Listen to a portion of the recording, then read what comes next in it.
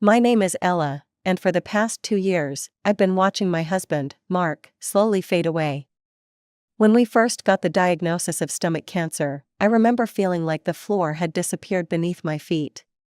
Mark was only 38, successful in his investment banking career, and we had a beautiful 9-year-old son, Ethan. We were supposed to have decades ahead of us. The one small blessing in this nightmare was that Mark's financial success meant we could afford the best treatment available. We flew to specialists across the country, tried experimental therapies, and spared no expense. But as the months dragged on, it became clear that all this treatment was just buying time, not offering a cure. Through it all, Mark's parents, Linda and Robert, were our rocks. They lived just 20 minutes away and stepped in without hesitation when things got tough. "Ella, we'll pick Ethan up from school today," Linda would say on days when Mark was scheduled for treatment. "Don't worry about dinner either. I've made extra lasagna." Ethan would often tug on my sleeve when I tucked him in at night, his eyes wide with hope and fear. "Mom, when is Dad going to get better?" I never knew what to say. How do you tell a child that his father is dying? So I'd just stroke his hair and say, "The doctors are trying their best, sweetie." My own parents, on the other hand, were a different story. My mother, Karen, and my father, David, lived just as close as Mark's parents, but they might as well have been on another planet. "Mom, can you pick up Ethan from school today? Mark has a bad reaction to the chemo and Linda has a doctor's appointment." "Oh, Ella, I'm so sorry, but we promised to help your sister with her apartment hunting today. You know how Jessica gets when she's stressed." It was always Jessica. It had been that way my entire life. When I was 7, my parents missed my school play because Jessica had a cold. When I graduated high school, they left right after the ceremony to get to Jessica's dance recital, even though she was just in the ensemble. I'd gotten used to it over the years. Mark became my family, and his parents treated me more like a daughter than my own ever did. So when Mark's condition took a turn for the worse last month, I braced myself for the end, surrounded by the family that had chosen me. The night Mark died, I was holding his hand. His breathing had become shallow hours before, and the hospice nurse had warned me it wouldn't be long.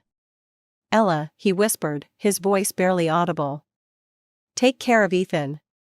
You're the strongest person I know." Those were his last words. I sat there for hours after, still holding his hand as it grew cold, unable to process that my partner of 12 years was gone.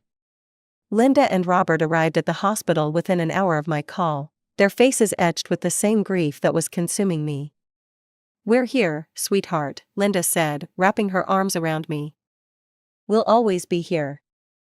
That night, I sent a text to my mother, "Mark passed away tonight." Her response came an hour later, "It's terrible." No call, no offer to come over, no question about how Ethan and I were doing. Just 2 words. But I was too numb to care. There was a funeral to plan, a son to console, and a life to somehow piece back together.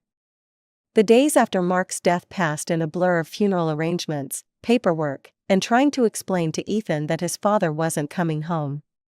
Linda and Robert were there every step of the way, handling calls to the funeral home when I couldn't form words, and sitting with Ethan when he had questions I couldn't answer. The day before the funeral, I was drowning in details. The funeral home needed final decisions on the program, distant relatives were calling for directions, and I still needed to pick up Ethan's suit. I hadn't slept more than 2 hours at a stretch since Mark died. "I need to ask my parents to watch Ethan," I told Linda as we sat at my kitchen table, surrounded by sympathy cards. "You and Robert are already doing so much." I drove Ethan to my parents' house, rehearsing what I would say.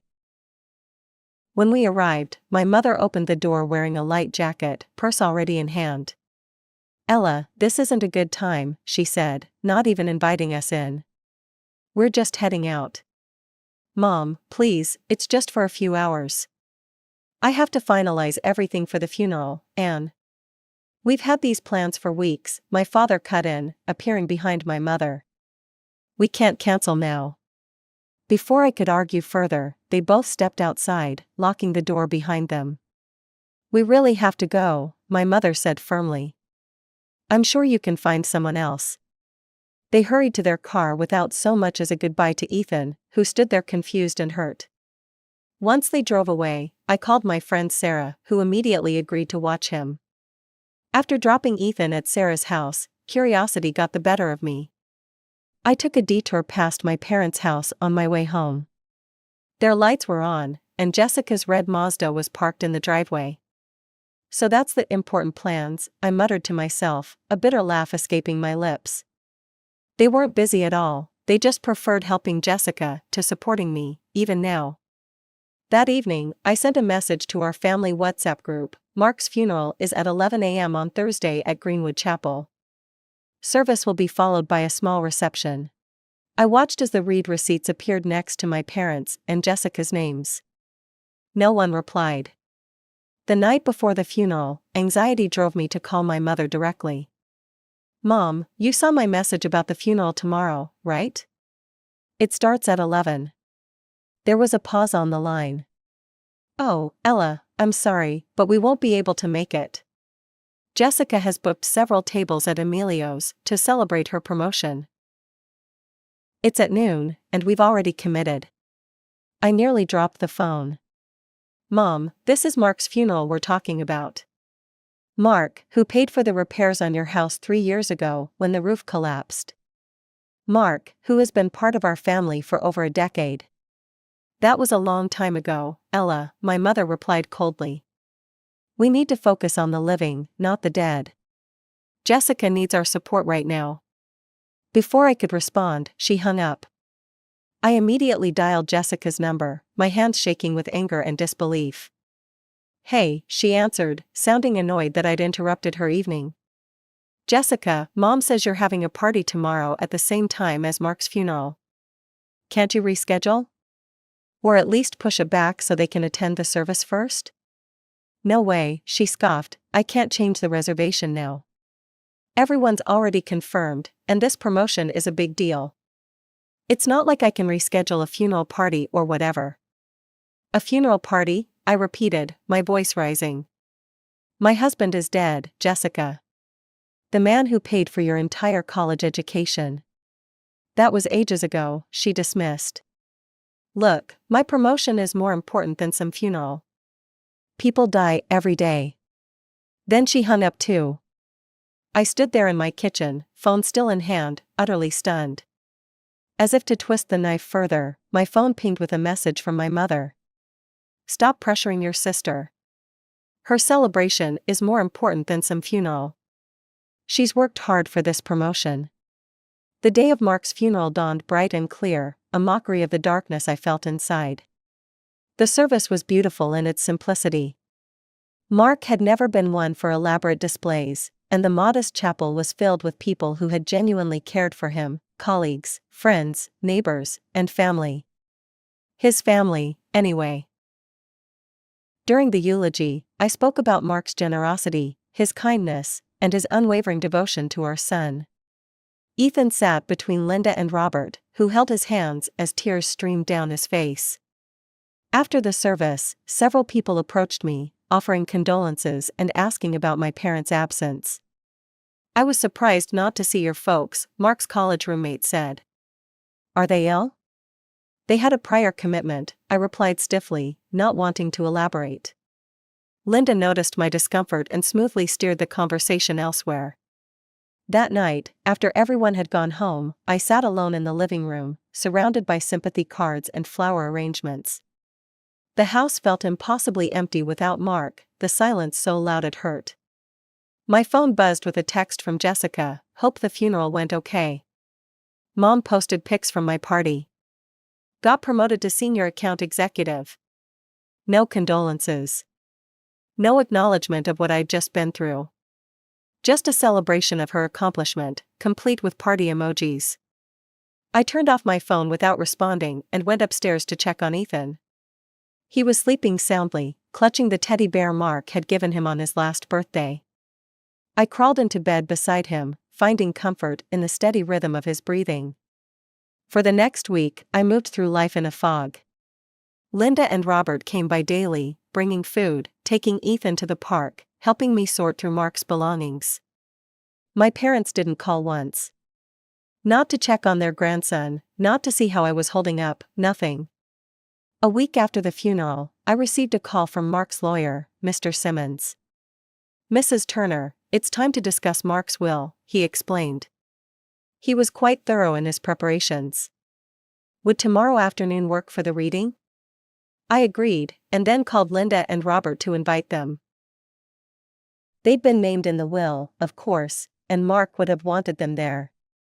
The next day, Mr. Simmons arrived at our house at precisely 2 p.m., carrying a leather briefcase and wearing a somber expression that softened when he saw Ethan.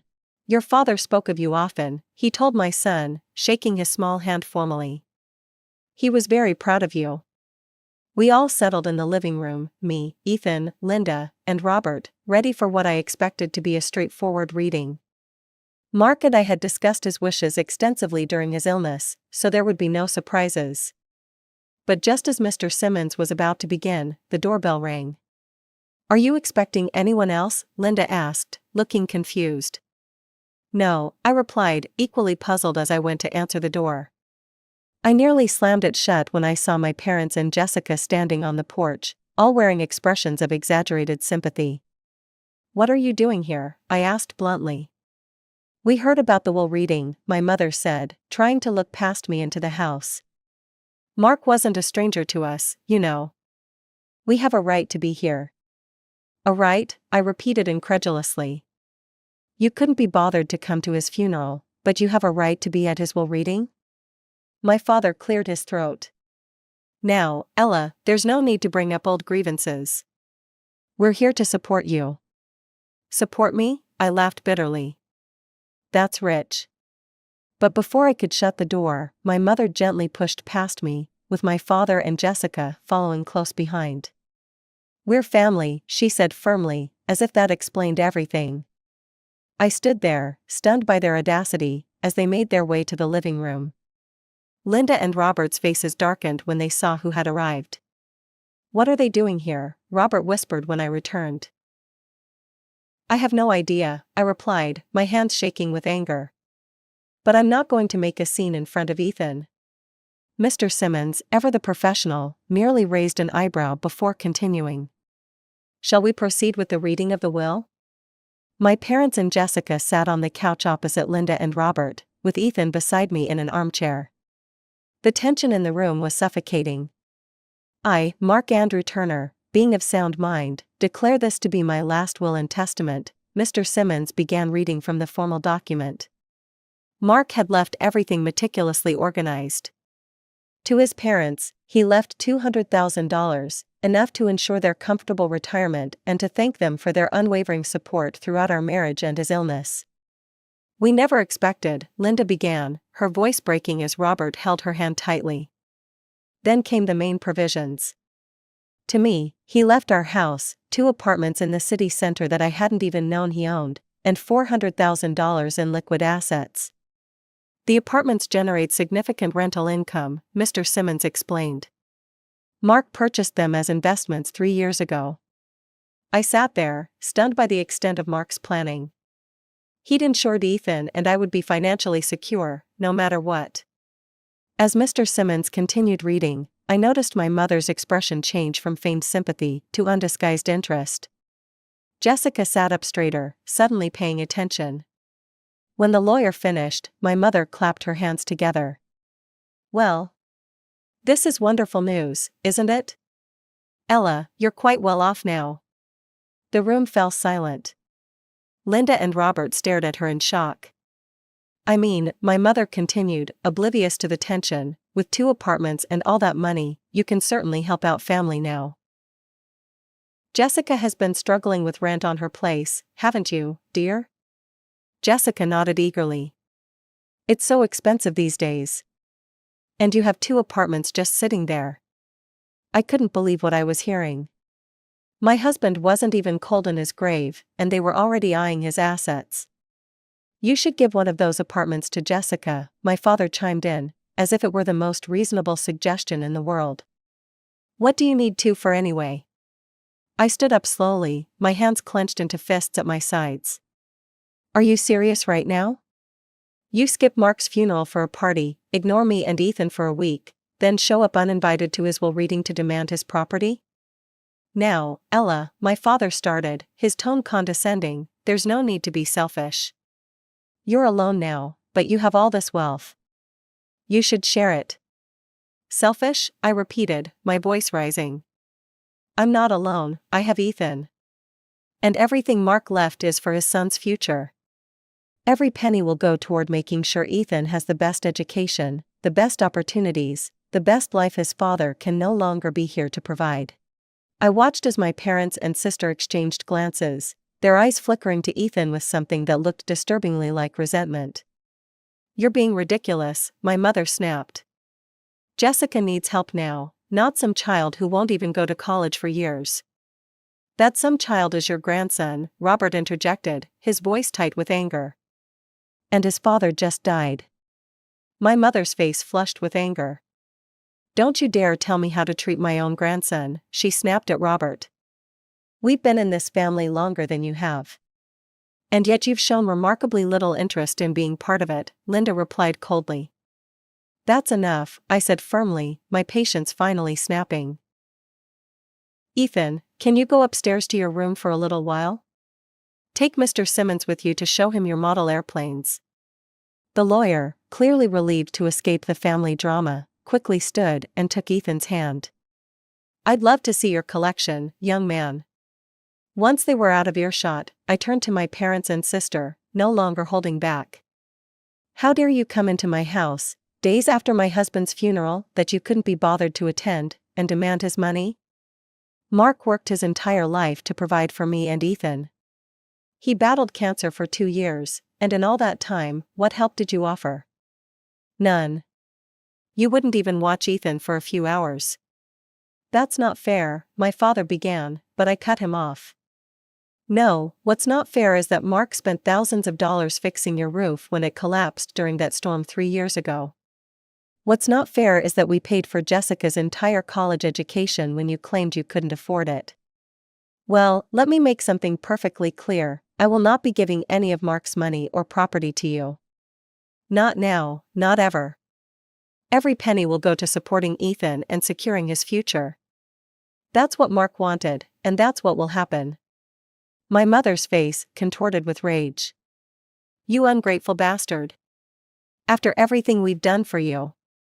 What exactly have you done for me, Mom? Name one thing, one single act of selfless parenting. She opened and closed her mouth, unable to come up with an answer. That's what I thought, I said quietly. I think it's time for you all to leave. The door slammed behind them, and I collapsed onto the couch, suddenly exhausted. You did the right thing, Robert said, his voice gentle but firm. Did I? They're still my parents. And Jessica's still my sister. Biology doesn't make family, Linda said, sitting beside me and taking my hand. Love makes family, showing up makes family, being there in the hard times makes family. I nodded, knowing she was right but still feeling the ache of rejection that had followed me my entire life. Later that night, after Linda and Robert had gone home and Ethan was asleep, I sat down at my computer and saw that my mother had tagged me in a social media post. Heartbroken that my eldest daughter has become so greedy and selfish after her husband's death. Refusing to help her struggling sister even though she now has 2 apartments in the city center and plenty of money. Material wealth has changed her.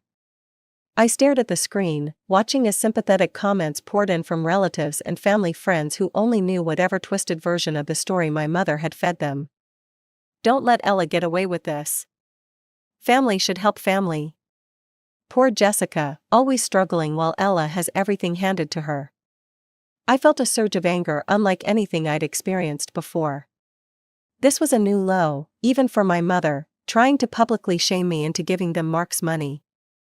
I took a deep breath and started typing. If my mother wanted to air our family's dirty laundry in public, then I would give the public the full, unedited version.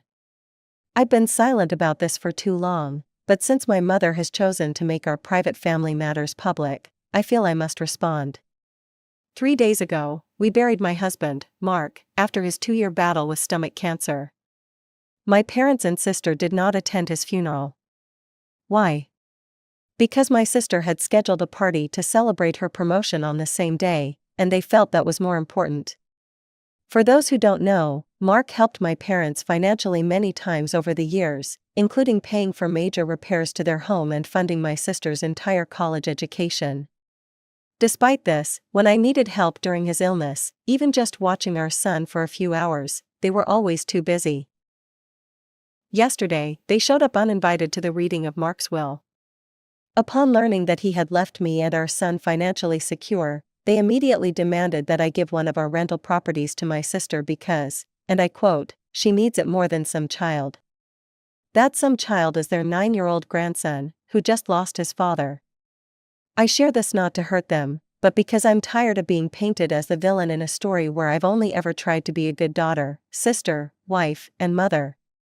Mark's money will be used for our son's education and future, as he intended. I hope this clears things up. I attached the screenshots I'd saved, including the message where my mother had said Jessica's party was more important than Mark's funeral, and several texts where they declined to help during his illness. My finger hovered over the post button for several seconds before I finally pressed it. Within minutes, the comments on my mother's original post changed tone drastically. "Karen, is this true? You skipped your son-in-law's funeral for a party? I can't believe you'd expect Ella to give away property meant for her son. Those text messages are shocking. How could you say a party is more important than a funeral?" Calls and messages came in throughout the evening, relatives and friends expressing shock at my parents' behavior and offering support. My mother tried to claim in the comments that I was lying, but the screenshots spoke for themselves. Eventually, she deleted her original post entirely, but the damage to her reputation was done. The next morning, I woke up to dozens of missed calls from my parents and Jessica. I blocked their numbers without listening to their voicemails. Whatever they had to say, I wasn't interested in hearing it. Over the following weeks, they tried everything to contact me, emails begging for forgiveness, but still asking for money, messages through mutual friends, even showing up at our house unannounced. Each time, I stood firm in my decision to cut them out of our lives. "They're never going to change, are they?" I asked Linda one afternoon as we watched Ethan play in the backyard. "People rarely do," she replied honestly. "Not fundamentally, anyway. It's strange. I always thought I needed their approval, their love. I spent my whole life trying to earn it, but now you recognize your own worth," she finished for me. "And you see that Ethan deserves better than to repeat that cycle." 6 months after Mark's death, life had settled into a new normal. Linda and Robert continued to be fixtures in our lives, joining us for Sunday dinners and helping with Ethan's school activities. I had started managing the rental properties Mark had left us, finding unexpected satisfaction in the work. The apartments in the city center turned out to be excellent investments, providing a steady income that supplemented what I'd put aside for Ethan's education. I also invested some of the money in shares of companies Mark had always believed in, watching with satisfaction as the dividends rolled in.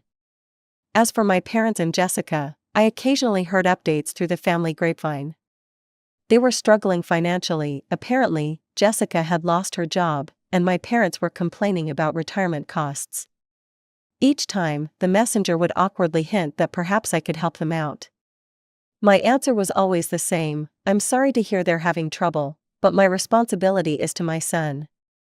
Some called me cold or unforgiving. Maybe I was. But when I looked at Ethan, growing stronger and happier each day, surrounded by people who truly loved him, I knew I'd made the right choice. One evening, as I tucked him into bed, he asked a question that caught me off guard. "Mom, do you ever miss Grandma Karen and Grandpa David?" I paused, considering how to answer honestly without burdening him with adult problems. "I miss the relationship I wish we'd had," I said finally. "But not the one we actually had." He nodded, seeming to understand more than a child his age should have to. "I'm glad we have Grandma Linda and Grandpa Robert." "Me too, buddy, me too." Some people would never understand why I'd cut my birth family out of my life. They'd never experienced the constant disappointment, the lifelong pattern of favoritism, the painful realization that some people are simply incapable of putting others first. But I understood. And more importantly, I'd broken the cycle. Ethan would grow up knowing his worth, surrounded by people who showed their love through actions, not just words. People who showed up when it mattered, who didn't put conditions on their support, who didn't see him as a means to an end.